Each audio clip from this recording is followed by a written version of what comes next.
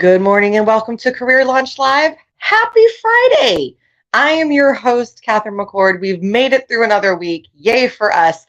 And today we're going to talk about a really personal topic for me, which is how when our health and our jobs collide and just the craziness that can happen from that and what to do about it, how to manage it. And I don't think I could possibly have picked a more perfect guest for today, and I cannot wait to bring her on. So without any further ado, and apparently my cat's going to join us this morning too. We're going to bring on Miss Julie Eshleman. So yeah, and also since she decided to make her verbal appearance, this is Livy. Here she is. She's always part of the show. She just doesn't usually let everybody know she's here. So Julie, welcome to the show. And tell us a little bit about you. Yes, thank you so much. I'm super excited to be here. So I'm Julie. I have worked kind of in the disability sector for my whole career for a little over 20 years now. I started as a respite care provider, and then I was a special education teacher and got my master's in behavior analysis, and then a postgraduate in organizational business psychology. And now I'm working on my PhD in sociology. Studying. Well, look at you.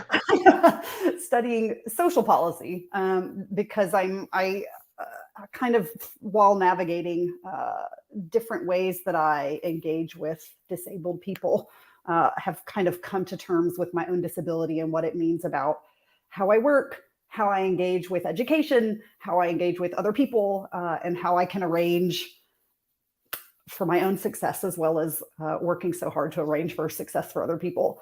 So that's kind of how I have carved my path through this space. Self-advocacy. That's what I'm hearing. Yes. Self-advocacy is what you're mastering. And I think this is exactly why I chose you for this topic, because I was like, man, of all the humans out there, and you've got the formal education to go with it. Like, you're not just out there practicing it. Right. You've got the formal education to go with it. And good morning to Miss Miriam. She's saying good morning to us. Welcome. This topic is super personal to me. You know that. We've had this discussion. For anybody who may be watching who doesn't know, I have so many problems I have with my body, and several neurodiversities. This is a true story. When I was 27 years old, I had signed up for Aflac Insurance, which, by the way, is wonderful, and I love their team, so this is not a story bashing them. But I filled out my forms, I handed it in, and they called me, and they said, "Oh, Miss McCord, we're so sorry. We must have your age wrong, and so we just need to verify some things." And I said, "Okay." So we go through the whole thing, and they're like, "Oh, so your birth date is 1984? Your year is it?" I said, "Yeah." I go, "Sure?" "Oh," I said, "We're so sorry. But are these your diagnoses?" "Yeah."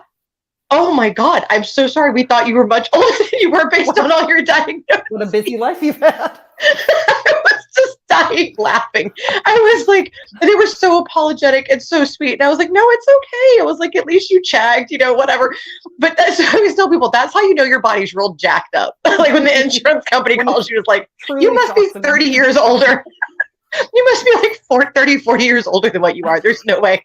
And it's so yes, like I'm secretly 80, like looking pretty good for 80, I feel like. But so I always tell people, like, it's just something I've learned to live with. It's just me, it's just part of my life now. And I have multiple neurodiversities, and so I have at least 6 disabilities. I keep getting corrected on that. My doctor keeps trying to add some more in, and I'm like, "Nope, we're staying at 6. No, thank you." Yeah, we're maxed out. 6 is it. We're not squeezing any more in there. So this is very personal to me. And Julie, I know it's personal to you as well. But I want to ask you, so the very first thing I've just got to ask you is, when you're starting this topic with somebody and you want to talk to them about what it is to include and to understand, how do you relate the information to the person so that they actually care, right? Because that's a lot of the the problem that a lot of us have is I want to kind of start with like, how do we even tell people, whether it's our loved ones or our job, what's up?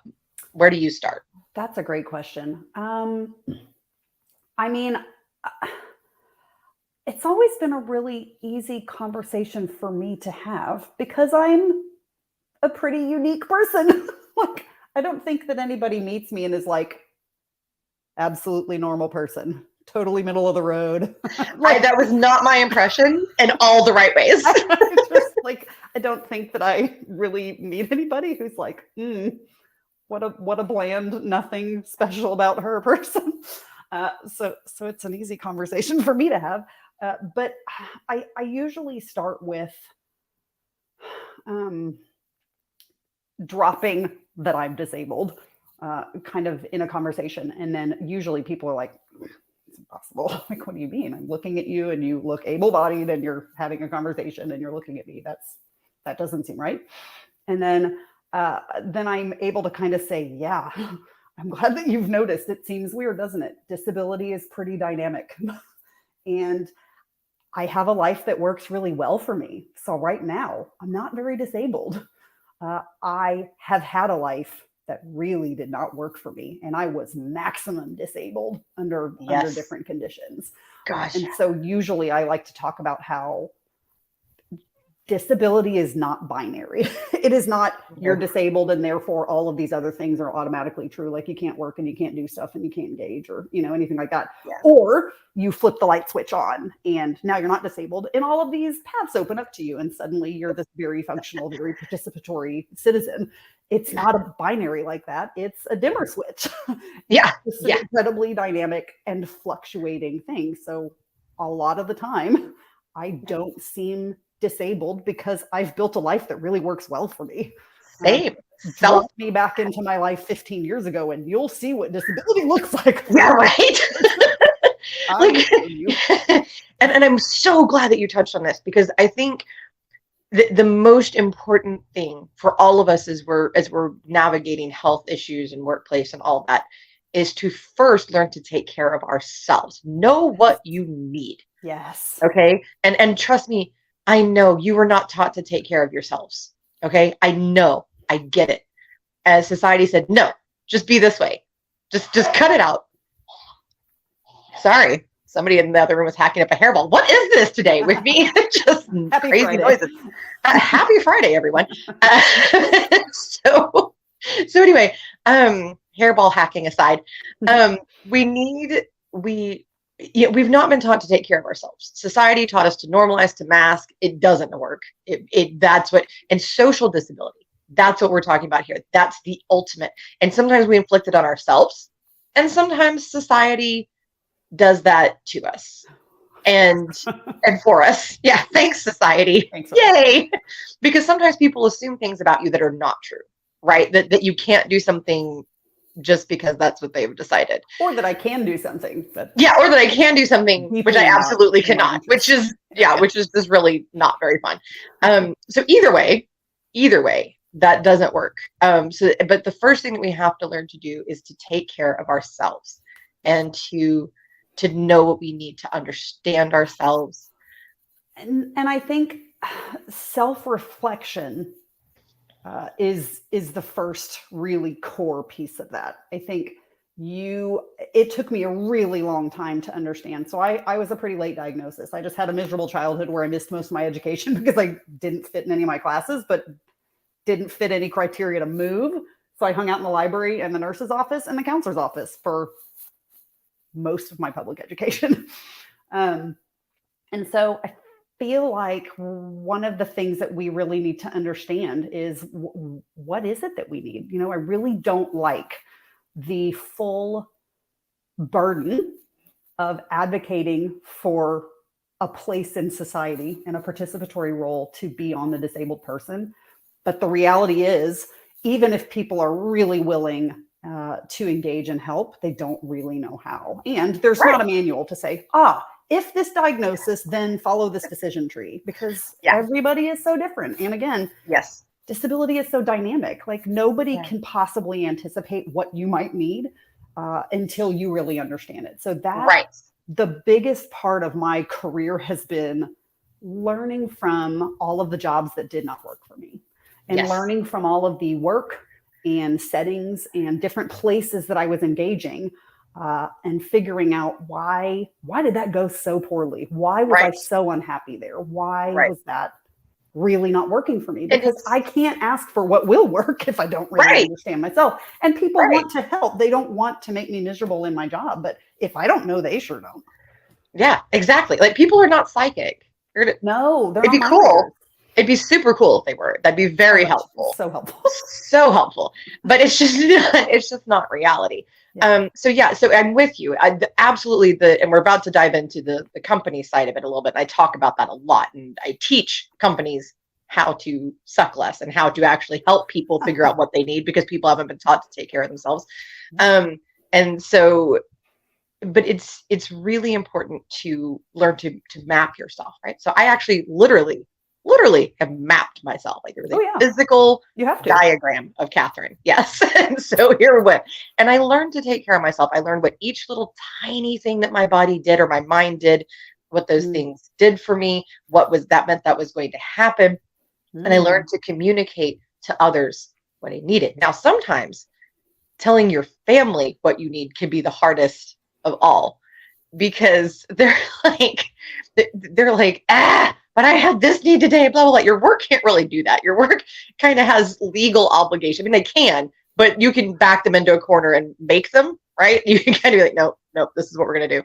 But with your family, they're just like, and maybe they have a disability and maybe their needs are conflicting with your needs. And it's very complicated at that point. Yes. But especially if you're a parent with your kids and having to, and I've had so many friends, I do not have children, but I've had so many friends who have kids who have talked about how hard it is to have to wake up and look at your child and say, Mommy can't do that for you today. Mommy can't make breakfast for you, or Daddy can't, get you dressed, or whatever in the world it is that they need to do. And so, and how difficult that is.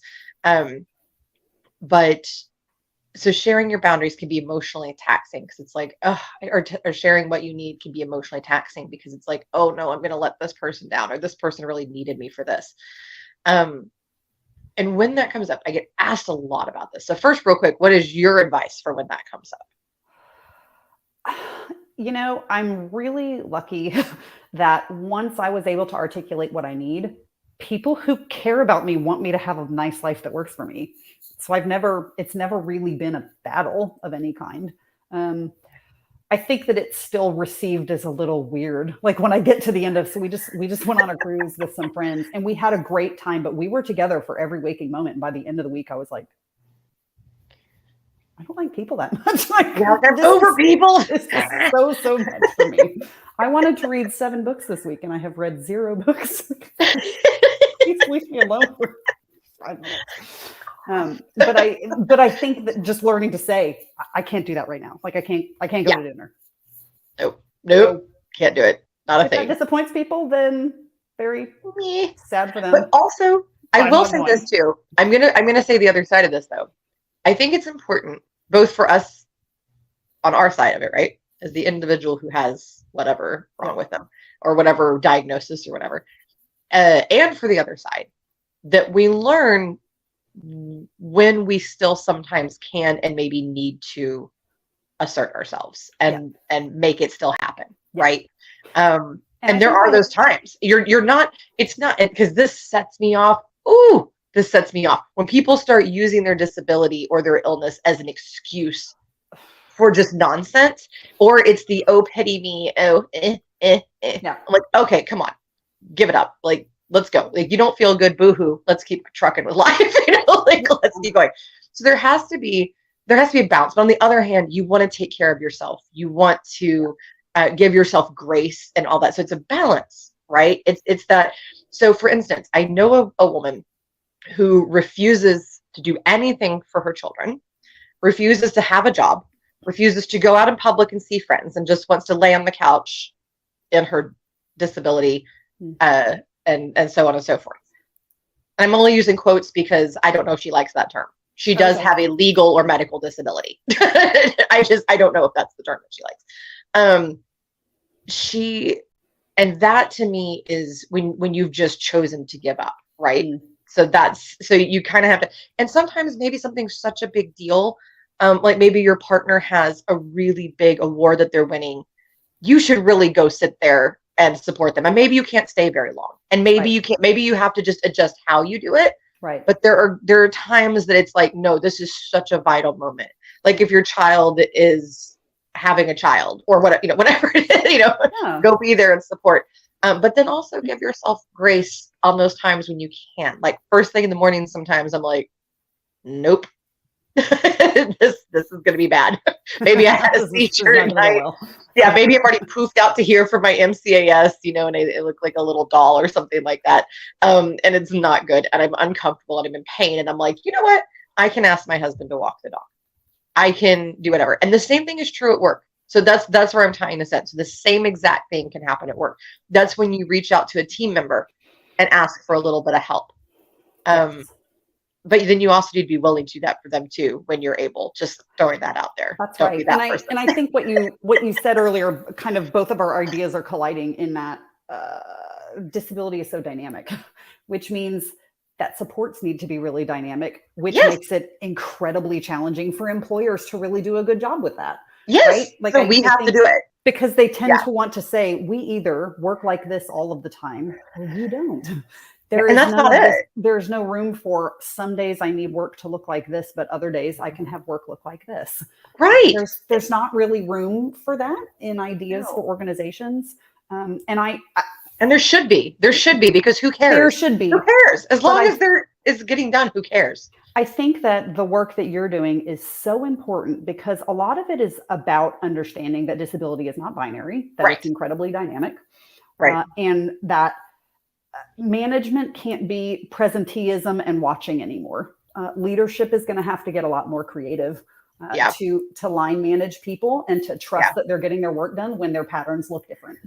So I think a lot of it is there needs to be a revolution in leadership skills. And we're starting to push for that, which makes me so happy. Yeah. I see that all the time, and it's going to get there. It's not there anywhere close to there yet, but we will get it there. And we really needed to pick that up during COVID anyway, right? Because nobody got to watch their employees anymore. So like that path has already started.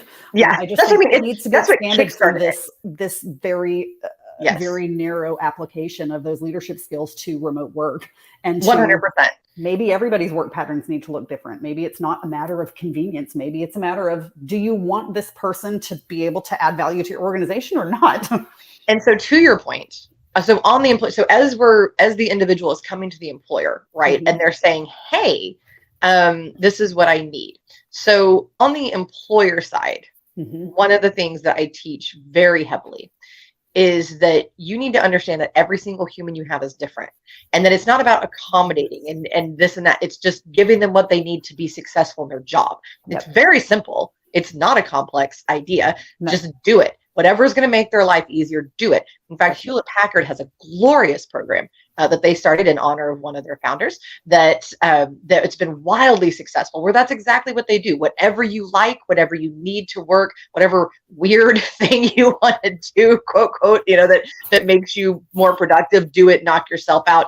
And that team is 33% more productive than its counterparts. And other studies and all have had the same kind of result. So it works. This is what works. So as you're going to your employer and you're like, can't today, like you're just laid out and you're just like, sideways floating manatee, just like sad and just kind of like curled up. Just know, first of all, they don't need to know why. They need to know the what and the how. Yes. Now, if you want to share your why, knock yourself out, but you do not have to give it. No, but I also think I would challenge to say this might not be the right starting place for this conversation. I think that the starting point is that disability or not, when you are hired on for a job or when you are in an interview and talking about a job, you need to reach a shared understanding of what the expectations for that job are, right? Yes. So that's this middle part. And your skills and preferences start on this side, and their needs and what they need achieved and produced by that job role are on this side, and you both should be working towards the center. Yes. So there should always be a conversation about, this thing needs to get done. Where do your skills take you? what do I need to supplement to make sure you get all the way here? And then Yes. some of the supplements are this big to get you there, and some of the supplements are this big, and then this one, and then here and that. But all of these job roles should be way more dynamic than they are. And the conversation should be the same for everybody, disclosure, disability or not. Everybody 100%. should be talking about ways that they can have a dynamic support system so that people can build the employment situation that works for them so that they can give their best work and add the most value to this organization. And Absolutely. I think that isn't a conversation that needs to happen when you need help or when something isn't working. It needs to happen when you're deciding whether or not this is the right role for you. Yes. Yeah. Oh God. Yeah. It should happen with everybody. Like it should be part of the intake process. Is this conversation with a manager on the company side? And I do teach that, by the way, on the company side, I teach how to do that, how to do things. I also teach them to make accommodations, not accommodations, which is standard options with like a ride-in for whatever they need. And on the human side, I tell people, again, tell them the what and the how. You don't need to tell them the why. They don't need to know your diagnosis. They don't need, that's not their business. Just tell them what you need. So on and so forth. Now, when it comes to accommodations on the legal side of things, they do have a right to request certain documentation, but even then it's limited as to what they're allowed to require. So anyway, but when you get to this point, and let's say your employer does know about this, it's still a matter of very good communication. Yes. And I always recommend too, having one or two buddies at work that are your, what I call the disability buddies, right? Like, maybe we all have disabilities, maybe just one does, but then somebody else just needs help with something else for whatever reason. And you can all just kind of go in a circle and help out. For instance, and this was before my physical stuff got so bad that it really started affecting my work sometimes. But when I was very young, I worked at a company and I was just lightning fast. Mania, yay. Just lightning fast and very good at my job. I could fly through things. And I had the guy who trained me was superb talking to people, and he had infinite patience with people that just really made me want to slap them. And so when I got those customers that just really tried young Catherine's patience, she would hand those off to him. But in return, I would do this other work that he struggled to do because that wasn't his strength. And so we just worked together as a partnership. And our manager, who was superb, by the way, probably the best manager I ever had in my life. He called us and he goes, "What is this business that I'm seeing?" Because I could see everything that we do, right? So why is she doing this and then you're doing that? Like, what's happening? What is this trading that's going on? Yeah, what's happening? What's going on? And so we told him, and he goes, "Oh, okay, cool. As long as the work gets done, who cares?" That, by the way, managers, is the correct answer to that. It's the correct response to that situation. Well, and I think that's another important piece that we really need organizations to move away from management of process to management of outcomes. And I think that's really challenging. Yes, and that has been the hardest part of any kind of my formal employment, and why I only do consulting work now. Because so many employers have to manage process. Do this, and then you do this, and then you do this, and then we have this output that we like. But if I do this, and then this, and then this, I come up with something wild and bizarre. It's not. Yeah, that's just not going to work. It's just not the right thing. Find the outcome and the product that they're looking for, and then leave me to do it however it makes 100%. sense to do it. And that's how you correctly manage people, by the way. I think that's the most challenging way to manage people, because you are looking for something that's a checklist. Is this person doing this thing? Yes, no. Is this person doing this? Yes, no. But leadership has become so much more, there's that word dynamic again, but it's so much more dynamic than it used to be. It used to be a matter of, are we moving through the process correctly, producing the right things, doing it at speed? But it's much more dynamic now. It's much more complicated. Oh yeah.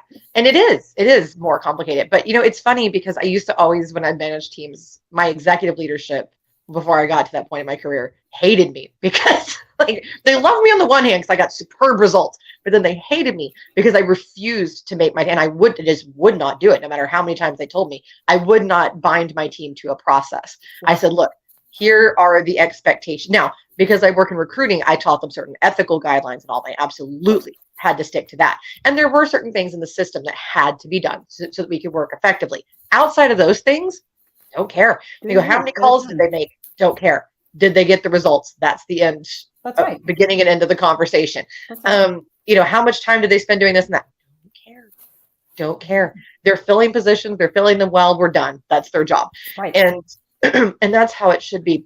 So as you're going to your manager, help them to do this, right? To figure this out. Say, okay, so this is the end result that we're all looking for. Yep. And this is how I want to achieve it when this is happening with me. Yep. Right? Like when this is happening to my body, this is the thing. Like for instance, one of the things that also will just get me are these people that insist on camera on meetings. And I'm like, okay, first of all, there's literally no reason for that. There's a thing called the phone that we all used for decades and everyone was fine with it. Like, just stop being a weirdo. Like, just calm down. Don't act like you've needed this your whole life. Like, just simmer down. And I don't mind being on camera, obviously. But there are certain days where it ain't happening, like because it can cause seizure activity. And so I forget where I was going with that. Because neurodiversity. And that's what happens. Because that's how our minds work. Yeah, because my brain just went, it just completely stopped. It really did. It just was like, no, thank you, madam. We're not doing that right now. You don't care about that anymore. Don't worry about that anymore. That wasn't important.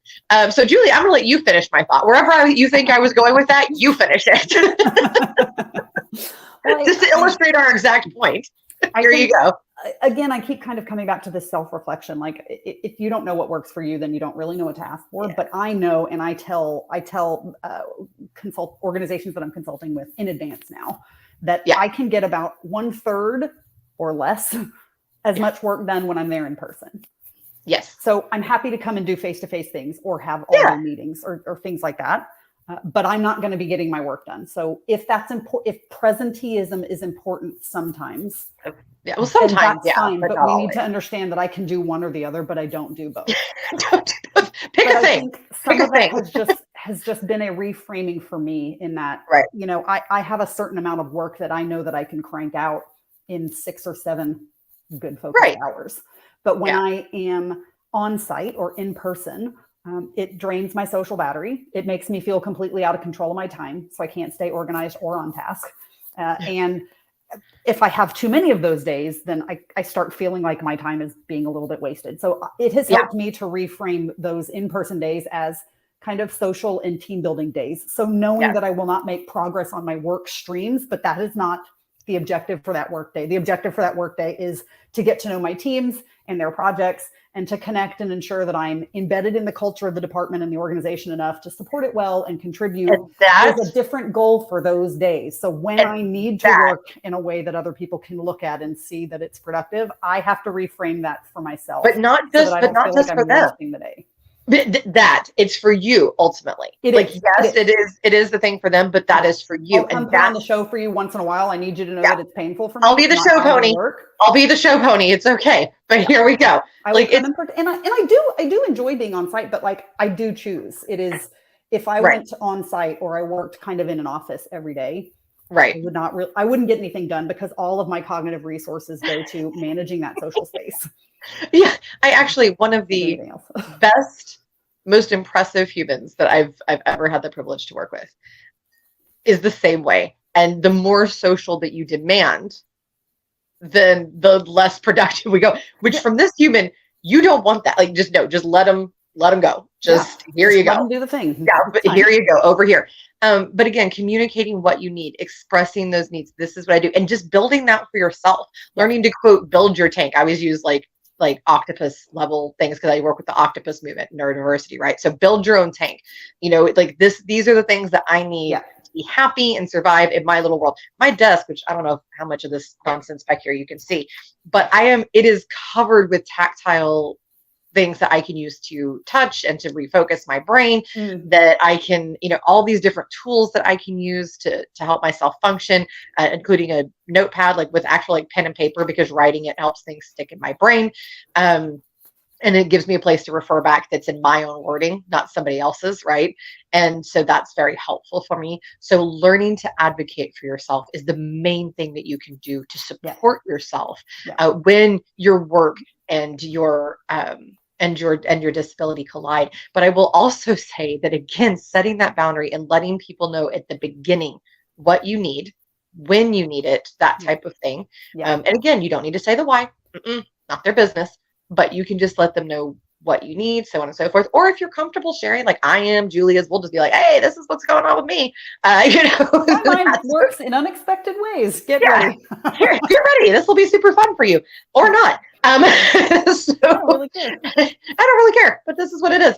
And so it really, and making sure that you're finding that you're able to find a harmony with your work life situation. I don't like the word balance because something always falls off, right? When you try to balance, it's a harmony. I like the word confidence, because when you are confident that you are bringing value, then you will ask for the organization to make it easier for you to do that. It is when we feel apologetic about working differently that I think the spaces are the most difficult to navigate. You know what? Yes, and real quick, hold on. Unapologetic, because I add a hell of a lot of value. Yeah, and that's it. And that right there, and people are like, oh, that's ego. Yeah. Nope. Hooey to all that. No, confidence. And know that it is okay. And it's actually a positive thing to tell people what you need and what your expectations are. And to go in and just say, hey, this is what's going on today. And if they try to buck you, go, you know how productive I am with this, and this. You know how I'm the best at this, and this. Well, if you want that to continue, this is what I need. I'm fine to let you choose, but let me describe those choices to you. Yes, yeah, exactly. Then you choose. Then you just let me know what's up after that.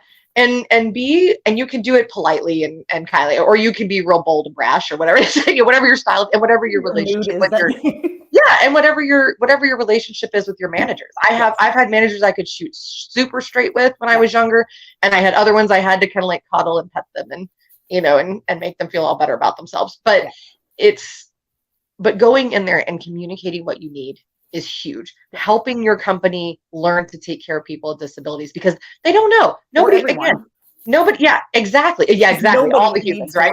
All the humans. Yeah.